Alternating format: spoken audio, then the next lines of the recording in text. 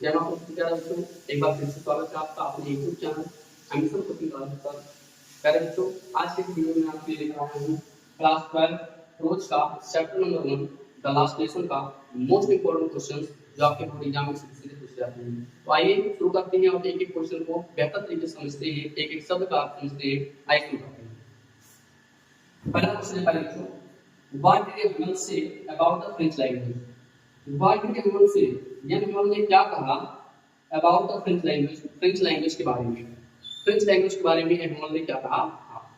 इसी क्वेश्चन को इस तरह से भी पूछ लिया जाता है कि what did everyone say about the French language and its importance, यानी कि एवरीवन ने फ्रेंच लैंग्वेज के बारे में क्या कहा और उसके महत्व के बारे में क्या बताया। Correct, what did everyone say about the French language and its importance, यानी फ्रेंच लैंग्वेज के बारे में और उसके महत्व के बारे में एवरीवन ने क्या कहा।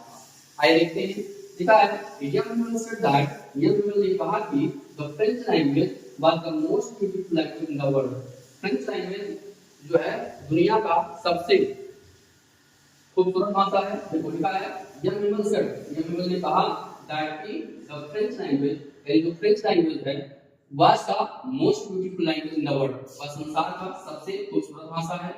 अकॉर्डिंग टू हिम, उनके अनुसार it was the clearest and the most logical language, यानी कि एवरीवन के अनुसार जो फ्रेंच लैंग्वेज था प्यारे बच्चों वो सबसे स्पष्ट व मोस्ट लॉजिकल, यानी सबसे तार्किक भाषा है।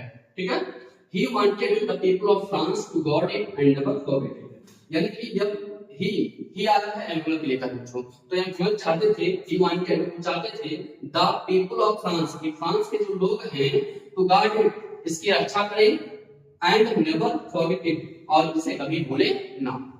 ठीक है, तो यही था पहला क्वेश्चन जो कि बहुत ही इंपॉर्टेंट है, कई बार बोर्ड एग्जाम में पूछा भी गया है और कई बार पूछे जाने का चांस है। इस बार भी आपको बोर्ड एग्जाम में 100% छपने का चांस है।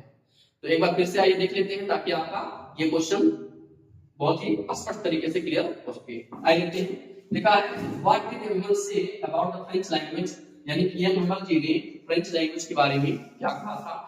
इसी क्वेश्चन को दोबारा से घुमा करके पूछ लेता है कि what did everyone say about the French language and its importance, कि एवरीवन जी ने फ्रेंच लैंग्वेज के बारे में और उसके महत्व के बारे में क्या बताया था। ठीक है, तो लिखा था तो एवरीवन से दैट, एवरीवन ने कहा कि, दैट मतलब क्या होता है कि, तो एवरीवन जी ने कहा कि द फ्रेंच लैंग्वेज, जो फ्रेंच लैंग्वेज है was the most beautiful language, वह सबसे जो है खूबसूरत भाषा है इन द वर्ल्ड, संसार में, संसार का सबसे खूबसूरत भाषा है। ठीक है, अकॉर्डिंग टू हिम, उनके अनुसार, इनके अनुसार, एवरीवन के अनुसार। ठीक है, एवरीवन के अनुसार इट वाज द क्लियरेस्ट, या सबसे स्पष्ट एंड द मोस्ट लॉजिकल, और सबसे तार्किक भाषा है। ठीक है, he wanted the people of France, वह चाहते थे कि जो फ्रांस के लोग हैं, फ्रांस के जो लोग हैं टू गार्ड इट, इसकी रक्षा करें एंड नेवर फॉरगेट इट, और इसे कभी भूलें ना।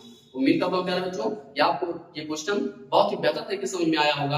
अगर क्वेश्चन बेहतर तरीके से समझ में आ रहा है, अच्छा लग रहा है, वीडियो को लाइक कर लीजिए और चैनल को सब्सक्राइब कर लीजिए, क्योंकि आपको इस तरह से जो है स्टेप बाय स्टेप, मतलब जो है चैप्टर बाय चैप्टर आपको क्वेश्चन आंसर मिलते रहेंगे। तो चलिए अब नेक्स्ट क्वेश्चन देखते हैं बच्चों। जल्दी से इसका स्क्रीनशॉट ले लीजिए, फिर अपना जो है कॉपी कलम में इसको कलम से लिख लीजिएगा। ठीक है, चलिए अब नेक्स्ट क्वेश्चन की तरफ हम बढ़ते हैं।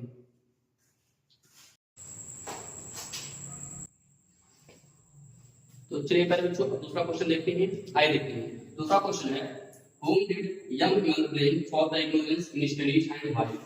क्वेश्चन क्या कर रहा है, कह रहा कि whom did everyone blame for the ignorance in studies and why, कि मतलब जो एवरीवन जी थे वो जो है किसको ब्लेम कर रहे थे, किस पर जो आरोप लगा रहे थे for the ignorance in studies, मतलब पढ़ाई में ध्यान ना दे पाने के लिए, एंड व्हाई, और क्यों ब्लेम कर रहे हैं। ठीक है, क्वेश्चन क्या कर रहा है फिर समझिएगा।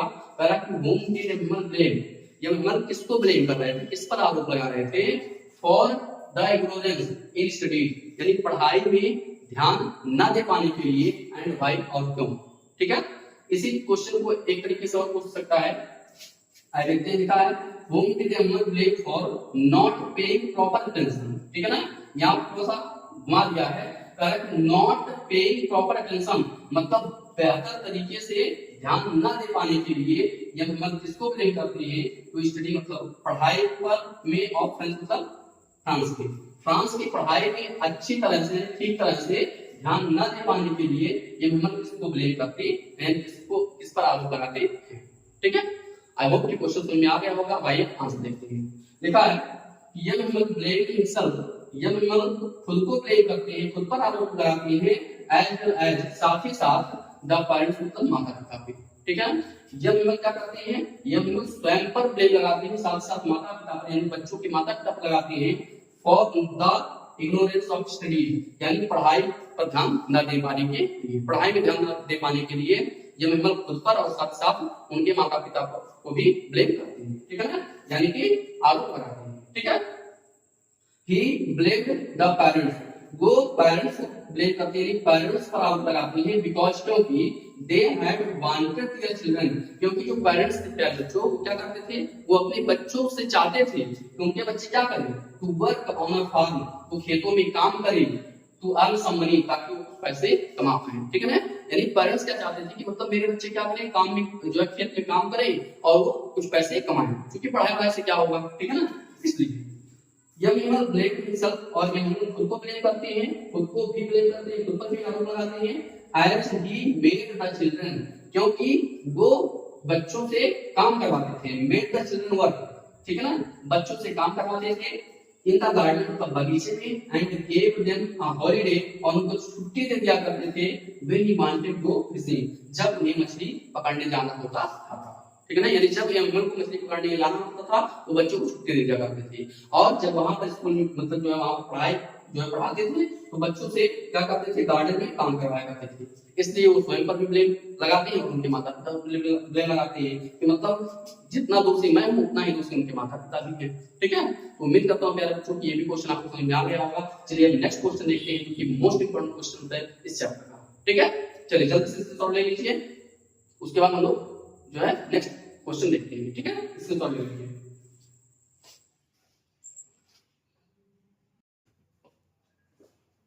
तो चलिए प्यारे बच्चों अब क्वेश्चन नंबर 3 हम लोग देखते हैं। ठीक है ना, क्वेश्चन नंबर 3 आज देखते हैं। लिखा है what happened in church clock strike 12, क्या हुआ जब चर्च के क्लॉक में 12 बजे, यानी चर्च की घड़ी में जब 12 बजे स्ट्राइक होता बजना, जब चर्च की घड़ी में 12 बजे तब क्या होगा। ठीक है, आइए देखते हैं। लिखा है when the church clock strike 12, जब चर्च की घड़ी में 12 बजे the Prussian army came to take over, तो प्रूसियन आर्मी आ गए थे टू टेक ओवर, यानी कब्जा करने के लिए। जब चर्च के घड़ी में 12 बजे प्रूसियन की आर्मी क्या हो गए थे, आ गए थे क्या करने के लिए, कब्जा करने के लिए। वहां पर young Vimal stood up, young Vimal क्या हो जाते हैं, खड़े हो जाते हैं, and wanted to tell something, और वो कुछ कहना चाहते हैं। ये विमल खड़े होते हैं और कुछ कहना चाहते हैं, but his voice was choked, लेकिन उनका गला बैठ जाता है, उनके गले से आवाज नहीं निकलती है। ही gathered his strength, वो अपनी ताकत को इकट्ठा करते हैं। ठीक है ना, वो इकट्ठा करते हैं, and wrote on the board as large as he could, और वो बोर्ड पर लिख देते हैं जितना बड़ा वो लिखना चाहते हैं, मतलब जितना बड़ा वो लिख पाते हैं उतना बड़ा वो लिख देते हैं।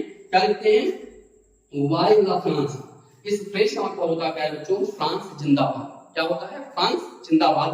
इस फ्रेज को लिखते हैं एंड डिसमिस्ड द स्कूल, और स्कूल बंद कर देते हैं। ठीक है, तो आई होप ये भी क्वेश्चन आपको बहुत ही बेहतर समझ में आया होगा।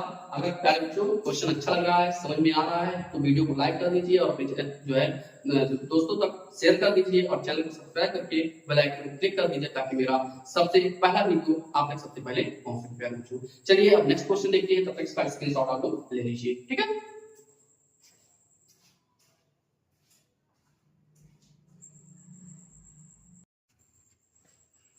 तो चलिए प्यारे बच्चों अब हम लोग देखते हैं क्वेश्चन नंबर 4। ठीक है, आइए देखते हैं।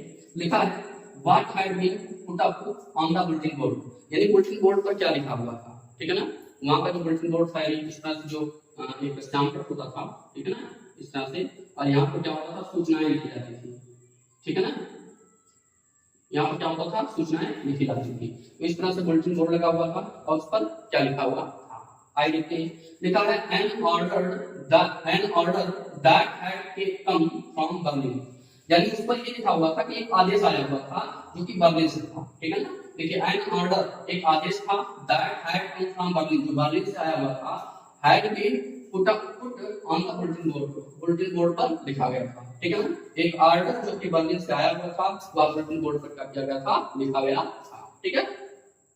द ऑर्डर वाज दैट वो आदेश यह था कि फ्रॉम द नेक्स्ट डे अगले दिन से only German would be taught, केवल जर्मन ही अगले दिन से पढ़ाया जाएगा, ठीक है ना। उस पर यही लिखा था कि कल से जो है जर्मन लैंग्वेज ही पढ़ाया जाएगा, ठीक है। In the school of Alsace and Lorraine, यानी अल्सैक एंड लॉरेंस नाम जो स्टेट थे वहां पर उसमें जो स्कूल हुआ करते थे उसमें केवल जर्मन लैंग्वेज ही पढ़ाए जाएंगे, अदर लैंग्वेज नहीं पढ़ाए जाएंगे, ठीक है।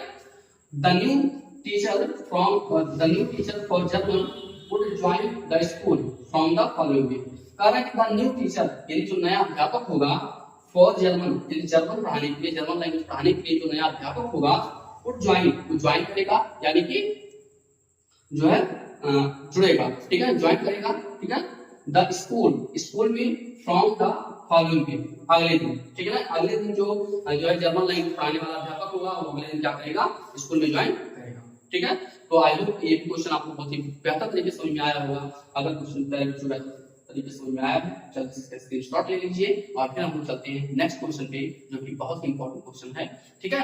चलिए जल्दी से स्क्रीनशॉट ले लीजिए फिर आगे बढ़ते हैं। अगर क्वेश्चन समझ में आ रहे हैं तो जल्दी से कमेंट बॉक्स में जय मां सरस्वती जरूर लिखिए, ठीक है। चलिए जल्दी से स्क्रीनशॉट ले लीजिए फिर आगे हम बढ़ते हैं।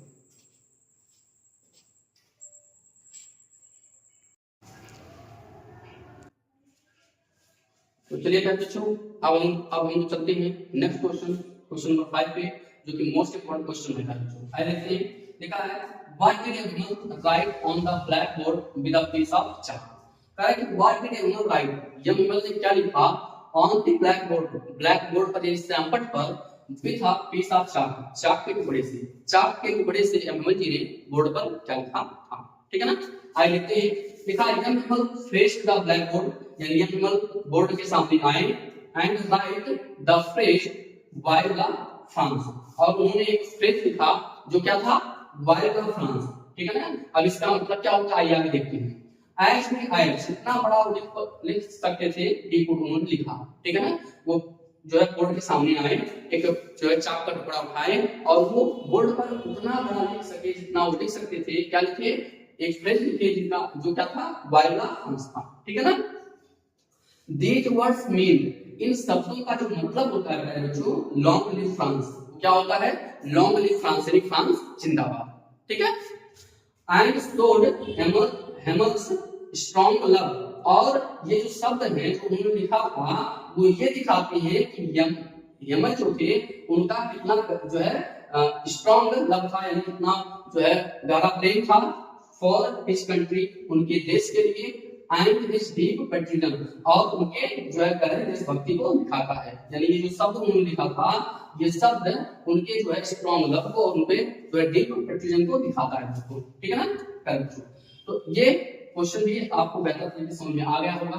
तो अब चलते हैं नेक्स्ट क्वेश्चन पर जो कि इस चैप्टर का लास्ट क्वेश्चन है, और इसके बाद जो है हम लोग देखेंगे कि जो है आगे हम लोगों को क्या करना है, ठीक है। चलिए इस जो है क्वेश्चन का जो है क्या करो, स्क्रीनशॉट ले लीजिए फिर आगे हम लोग पढ़ते हैं, ठीक है।